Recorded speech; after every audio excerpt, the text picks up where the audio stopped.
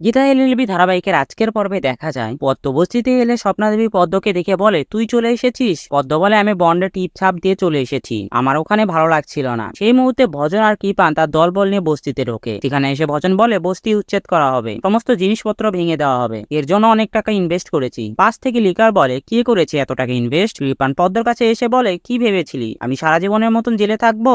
যেটা অগ্নিজিৎ মুখার্জি করতে পারেনি সেটা ভজন মিথ্যার করে দেখিয়েছে। আর ভজনকে বলে, দখল করে নিন, আর যে বাধা দিতে আসবে তাকে উড়িয়ে দিন। এরপর বস্তি ভাঙচুর করা হয়। যেটা দেখে পদ্ম গীতাকে ফোন করে। গীতা বলে, তুই কখন এসেছিস? তুই বস্তিতে কি করছিস? পদ্ম বলে, আমি হাসপাতালে বন্ডে টিপ ছাপ দিয়ে চলে এসেছি। গীতা বলে, তুই আবার অসুস্থ হয়ে পড়েছিস? পদ্ম বলে, শুধু আমি নয়, বস্তি সবাই অসুস্থ হয়ে পড়েছে, বস্তি ভাঙচুর হচ্ছে। গীতা বলে, কে ভাঙচুর করছে? পদ্ম বলে, কৃপান। গীতা বলে, ও কোথা থেকে এলো? পদ্ম বলে, জানি না, ও জামিন পেয়ে গেছে। সেই মুহূর্তে কৃপান পদ্মর থেকে ফোনটা নিয়ে গীতাকে হুমকি দেয়, সে বস্তি ভাঙচুর করে দেবে, আর যে বাধা দিতে আসবে তাকে উড়িয়ে দেওয়া হবে। এই বলে ফোনটা রেখে দেয়। তারপর গীতা মুখার্জি বাড়ির সবাইকে কৃপানের ব্যাপারটা বলে বস্তির দিকে রওনা দেয়। এদিকে বস্তিতে পদ্মকে একজন ছুরি মারতে গেলে গীতা এসে সেটা আটকায়, তাদেরকে বেধড়ক মারধর করে। তারপর কৃপান গীতাকে বলে, আমাকে আর কোনোভাবে আটকে রাখা গেল না, আমি বেরিয়ে এলাম। অগ্নিজিৎ মুখার্জি আমাদের অন্যকে আমাদের পিঠেই ছুরি মেরেছে লোকটা। এ কথা শুনে গীতা কৃপানকে একটা থাপ্পড় মারে, আর কৃপান রেগে গিয়ে গীতার মাথায় বন্দুক ঠেকায়। সেই মুহূর্তে স্বস্তিক এসে একটা লাঠি দিয়ে কৃপানের হাতে মেরে বন্দুকটা ফেলে দেয়। এরপর গীতাকে বলে, তোমার পাশে থাকুক বা না থাকুক আমি আছি, ওদেরকে উপযুক্ত শাস্তি দাও। তারপর গীতা বেধড়ক মারধর করে আর ভজনকে একটা থাপ্পড় মারে। ভজন বলে, তুই ভুল করছিস,